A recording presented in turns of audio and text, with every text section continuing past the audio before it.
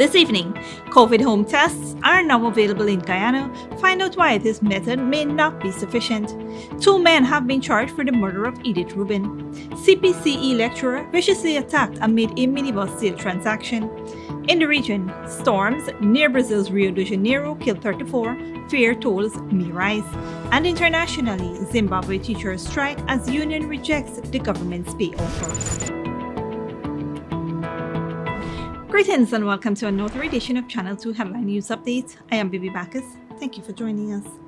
The Prime Minister of Barbados, Mia Mottley, during her address at the opening ceremony of the International Energy Conference and Expo ongoing, said countries of the Caribbean community have embarked on a journey to begin a sustainable energy future.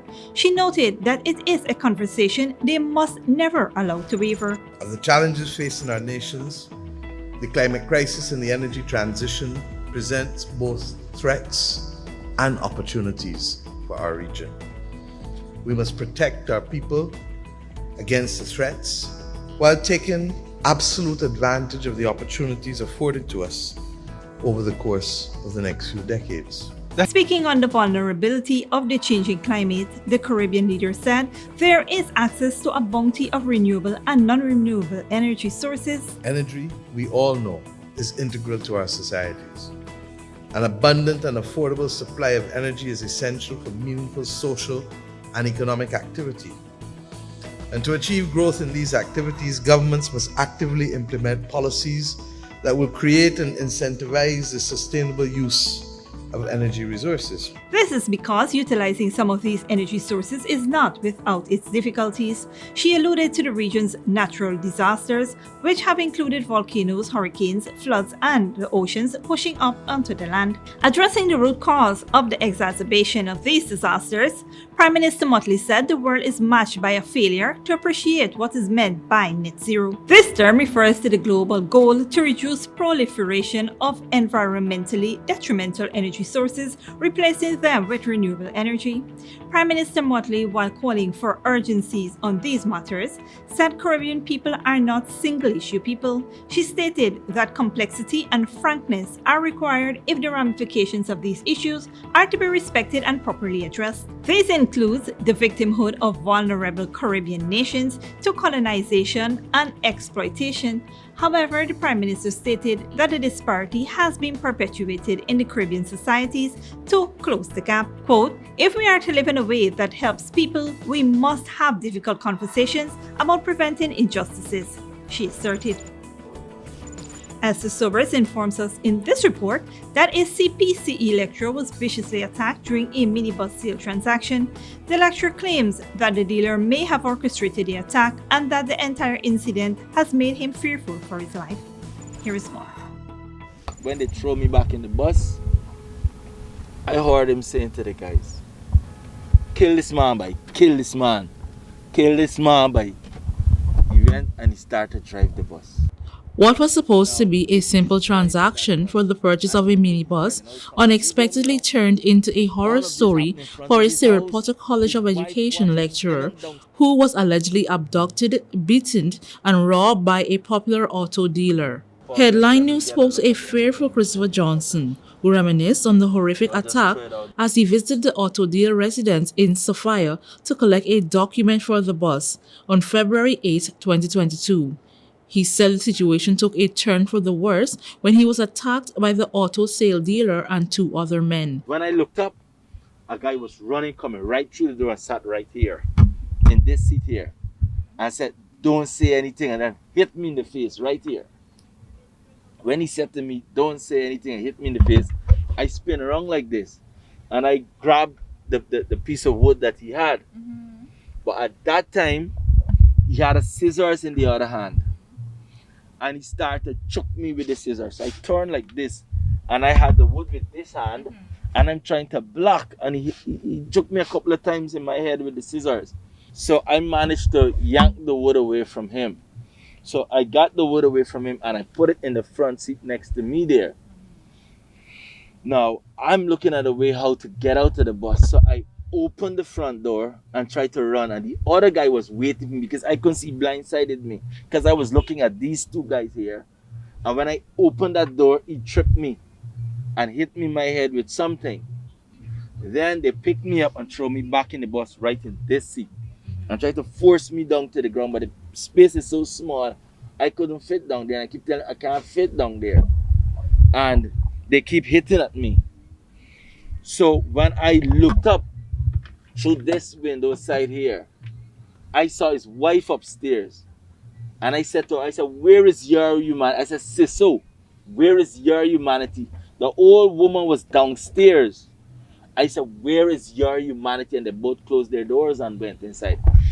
Johnson said he had purchased the bus in October 28, 2021 and paid $1.2 million with an outstanding of $1 million.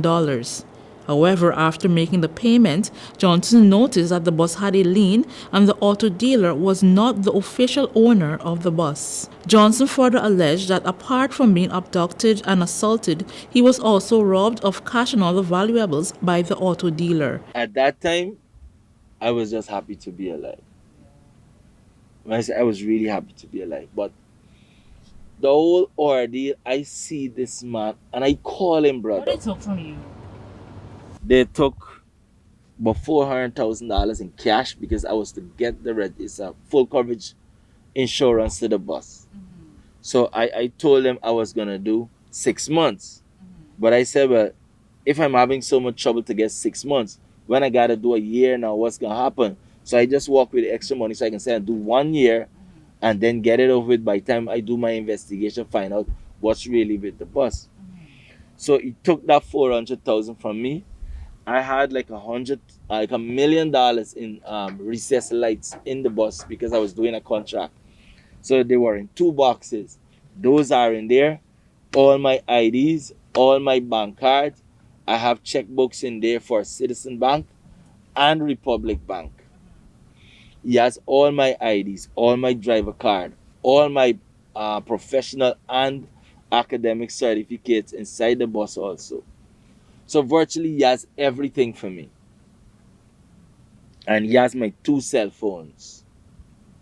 Johnson, who suffered broken limbs, injuries to his head, face, and arm during the ordeal, made a report to the police station, but to date no arrest has been made to the auto dealer. The police did nothing from Tuesday to date. I am calling around to all the help I can get. Why haven't they done anything to date? I think you'll be in a better position to answer that question. They haven't gone to this individual? To me, nobody visited his home. Nobody knows where he is. And to me, that's a straightforward question. If something happened in broad daylight, 11 o'clock that day, and other people, there are videos around, people video it, at least the police could have gone to that house to figure out what transpired. You got to get a report to go and find out what transpired at that house. There was a crime, and it was visible, and it was on certain media houses also that a crime committed at this house. Nobody visited. You waiting for a report. All right, good. You waiting for a report. You finally got that report, and you still have not yet gone there to find out what transpired there. When Headline News contacted the auto dealer in the transaction, he denied attacking Johnson. Nonetheless, Headline News will continue to follow and update this story as more details arrive. For Channel 2 Headline News, Esther Sobers. Thanks, Esther. The police formally charged the common law husband of murder victim Edith Reuben and another male with her murder when they appeared at the Diamond Golden Grove Magistrates Court on Tuesday, February 16th. The deceased common law husband, 41-year-old Dianan Lakan of Yarra Cabra Susdike Highway, and 36-year-old Aubrey Williams of Yarra Cabra Squatting Area Susdike Highway were not allowed to plead when they appeared before Magistrate Judy Latchman. Lakan was arrested on February 8th, while Williams was arrested on February 11th, jointly charged with the capital offense laid contrary to the common law of the laws of Guyana. The duo was both remanded to prison until March 3rd, 2022. Stick around after the break. The COVID-19 home test is now available in Guyana. Find out why this method may not be sufficient, and the Caribbean Vocational Qualifications Program may be expanded to include 30 secondary schools according to the Ministry of Education.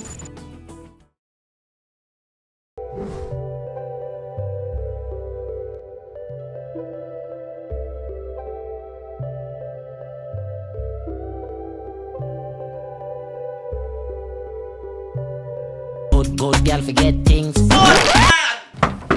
What's the problem, Granny? I want money for borrow for those surgery. I was dancing and I fall and fracture my hip. If you need some quick money, you should check Lender's Jewelry and Pawn Shop. Lender's Jewelry and Pawn Shop, Lot 238 South Road, Border, Georgetown. Get jewelry made to order in just 72 hours. We also accept vehicles. Lender's, best rates, longest payback period. Boys, I get through. Plus, I could dance again. Lender's Jewelry and Pawn Shop. Furnishing your home or office has never been easier. Here at Kissoon's, our inventory of locally made and imported furniture, offered at amazing prices, will leave you wanting more. From vinyl, floor rugs and carpets, bedroom, dining and living room sets, mattresses, pillows, office desk, chairs and filing cabinets, outdoor benches and tables. We have a piece of furniture for every room imaginable in your home or office. Check out our flagship store at Industrial Site Rijnveld or one of our branches in New Amsterdam, Port Morant, Riverton and Camp Street. Kissoon's Furniture, furnishing homes for over 50 years. Sooner or later you will have another power failure. Are you prepared for the next blackout? Some essential equipment such as security cameras, lights, internet, gate motors, and water pumps may stop working. How can you prevent the next blackout? InverterTech has an affordable solution for you. A strong UPS system which uses the latest inverter and solar battery technology to prevent blackout. We smartly calculate your average power demand so you don't spend more than you need to. Call 223-2233 for more information. When you need money and you gotta get it fast, Creative Jewelry and Pawn Shop is the place for that confidential transaction in a quiet and secure location. You'll get the highest value per pennyweight for your gold and also enjoy the lowest interest rates and longest payback period too. Yes, for that instant transaction to solve a pressing financial problem. That Creative Jewelry and Pawn Shop, 46 Boyle Place, that's between the Ministry of Housing on Brickdam and White Castle Fish Shop. Be your first and only choice. Creative Jewelry and Pawn Shop, safe and sound, solid and secure, always there for you. Telephone 231-7878 and 223-8955. Maison Francois is the chocolate paradise of Guyana. From the moment you enter our store, you are welcomed by the sweet aroma of Belgian chocolate, pastries and other artisanal treats handmade by our European-trained chef.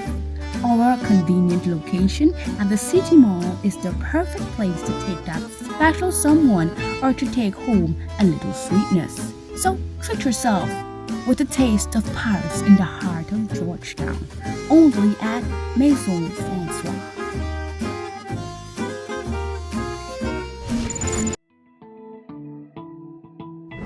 Welcome back. The COVID-19 home test is now being introduced in Guyana, and while some people may choose this option to determine their status, it is insufficient to meet the international travel requirements. This was disclosed by Minister of Health Dr. Frank Anthony during the daily COVID-19 update today. Somebody having a home kit and doing a test at home does not necessarily qualify or meet the requirements of travel. No country right now is accepting anybody who has tested themselves at home for travel. And we are not changing our guidelines to accept that. Dr. Anthony said the COVID-19 home tests are only for persons who may have suspected symptoms of the virus and would like to know their status, but not for international travels. Self-testing is a concept that you have in different countries. Our travel requirements are very explicit. We are accepting an antigen test from a reputable institution where it's done, or a PCR test. There is something now called a rapid PCR, and we are also accepting that. So any of these three tests we are accepting. The minister noted that this requirement is in place for both arrival and departing travelers. In addition, persons who opt for self-testing and are found to be COVID-19 positive should report it to the Ministry of Health. With self-testing, it's a way of just, if you have any concern, to check to see whether you're positive or negative. So, first of all, I think not a lot of people would be doing it. And those who would be doing it, I think they would be responsible enough if they test positive to report it to our surveillance system. To date, there have been 77 imported cases of COVID-19 in Guyana. Meanwhile, the number of positive cases in Guyana continues to decline as only 105 new cases were recorded over the last 24 hours, with 1,277 active cases. Currently, 76 patients have been admitted to the hospitals with the disease. 59 are at the Ocean View Hospital and 8 are in the intensive care unit. The Ministry of Education is considering expanding the Caribbean Vocational Qualifications Program to include 30 secondary schools, benefiting hundreds of young people across the country. Dr. Ritesh Tularam, Deputy Chief Education Officer with responsibility for technical aspects, said the ministry is working to ensure young persons can acquire a skilled trade in addition to their formal education. He said that while steps are being made to enhance the delivery of education services, the government also recognizes the need for its people to attain relevant skills and knowledge to be gainfully employed in current and emerging sectors. The Ministry of Education vision, or one of its vision, is to ensure that each child that exits the secondary school leaves with a CSEC qualification as well as a skill certification. And so I believe the ministry is now positioning itself in realizing that vision, in ensuring we can create a cadre of skillful, of competent, of knowledgeable personnel with the right attitudes to transit into the world of work, and by extension make that significant contribution, not only to themselves, but for national development and growth in the country. The 30 secondary schools have already been identified for the program. However, the Caribbean Examination Council will have to conduct a feasibility study to ensure the schools identified can implement the program. And so the report will point to the direction as to where we are and what we need to put in place. So as of 2022, this year, September, the ministry is very optimistic that we will have another 30 schools satisfying those requirements, and so we can have another cohort of students registering. And so the bottom line, we don't want to register 119 this year, but we want to take that number to approximately within the 250s, 300. The project will provide students with a wide array of programs like data operations, general office administration, electrical installation, and metalwork, among other areas. Caribbean Vocational Qualifications is a competency-based qualification program that enables persons to find employment in the region and around the world. Don't go away after the break. Storms near Brazil's Rio de Janeiro killed 34, fears toll may rise, and Argentine inflation, residents struggle with volatile cost of living. But before that, here's the bridge retraction schedule.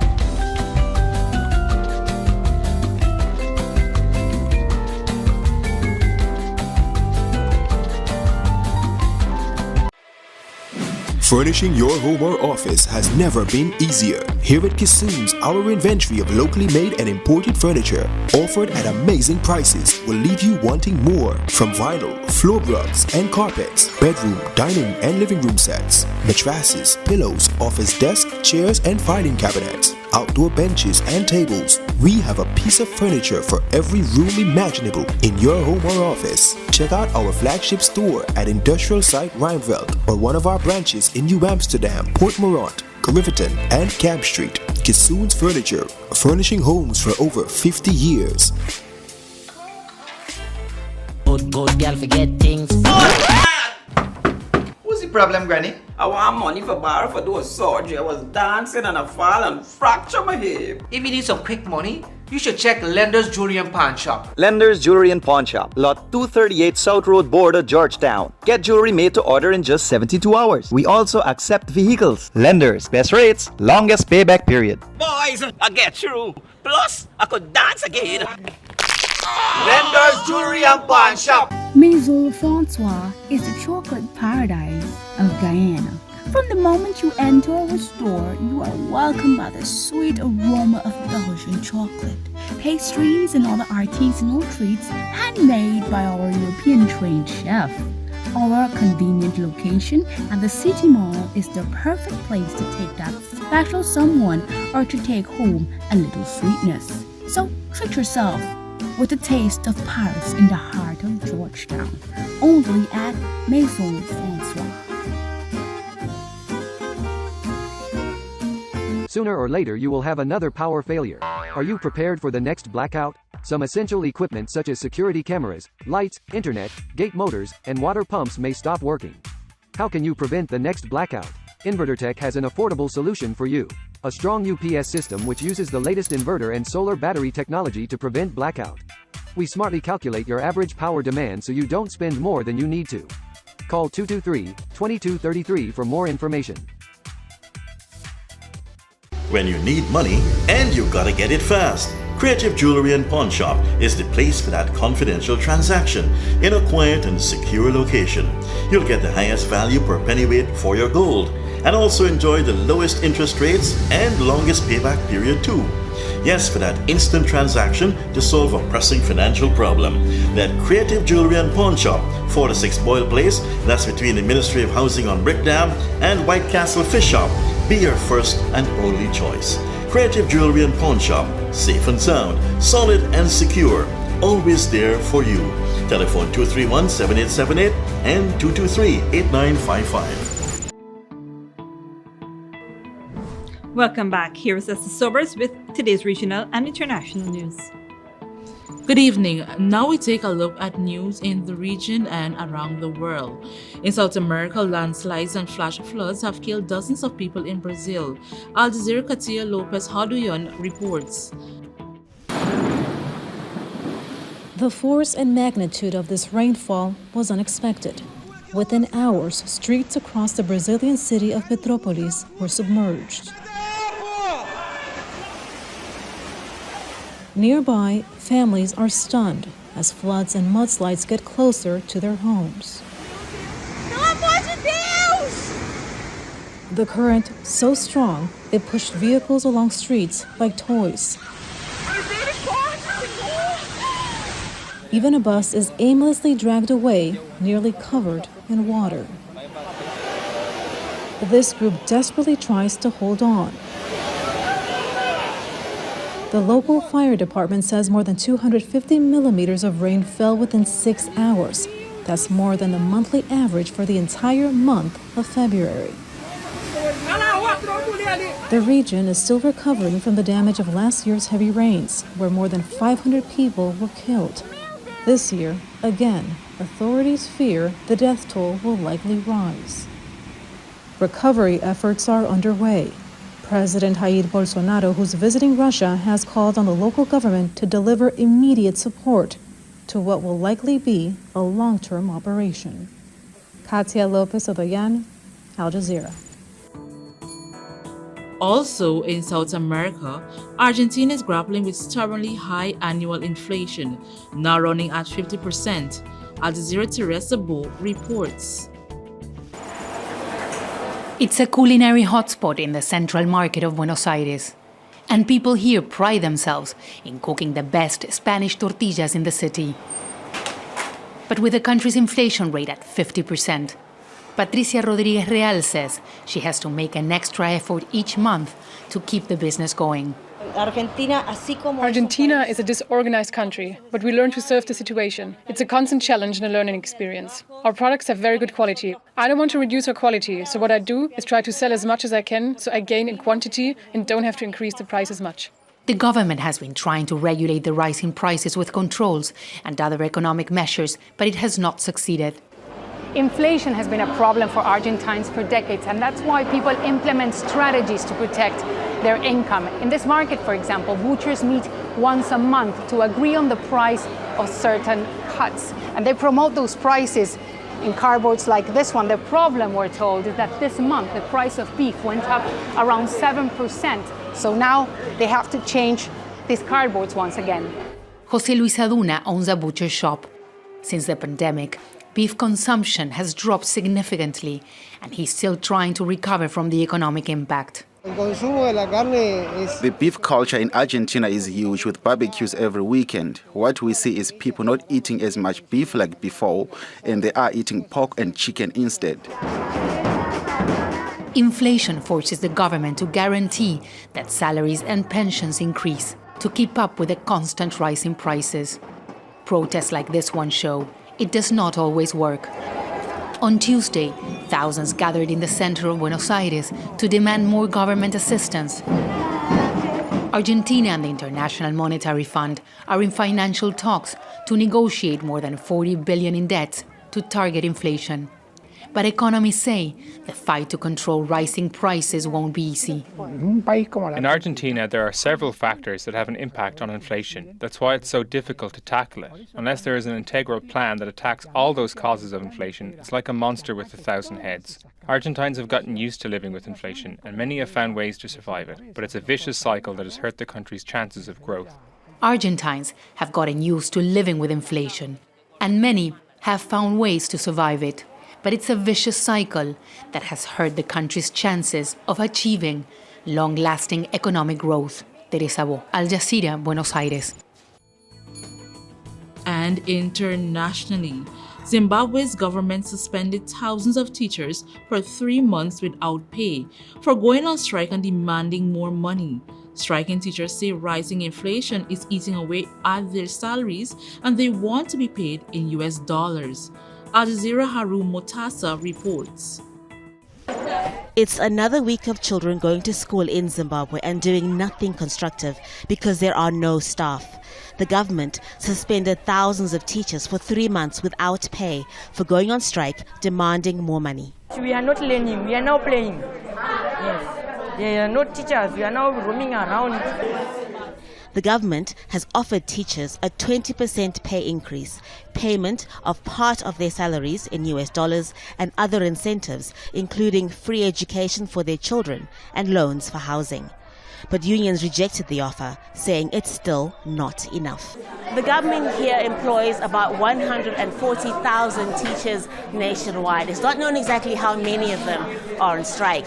The Education Department says they can be replaced with thousands of unemployed teachers currently looking for work. Union leaders believe politicians are out of touch with reality. Those who are supposed to manage our education have found an escape route where their own children are learning in private schools, in elite private schools, and some of them are learning in exotic learning centers, be it in Australia, US, among other centers. But so the public school is now so much neglected because they are not affected, their sons and daughters are not there, so they don't worry. Munyara Dimasiwa sells gas from his house to supplement his income. He and other suspended teachers want at least $540 US a month. Right now, they're earning less than $100. A teacher gets about 80 US right now. And you need to break that amount into transport allowance, there is the housing allowance, and the basic salary is also included in that 80 US. Economists warn paying salaries in American dollars will fuel inflation. With no side so far willing to budge, there is little to no learning taking place in many of Zimbabwe's public schools. Haroon Motasa, Al Jazeera, Harare. Thanks, Esther. Here now is your 3-day weather forecast.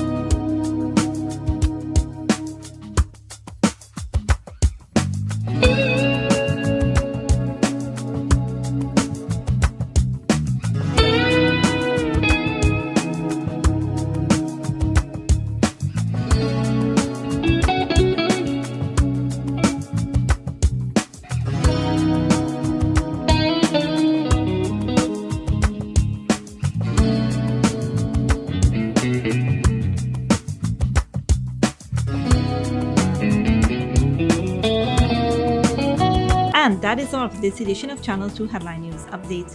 Tune in on Thursday at 7 p.m. for another episode. Be sure to subscribe, like, and follow us on Facebook and YouTube. Until then, please take care of yourself and each other.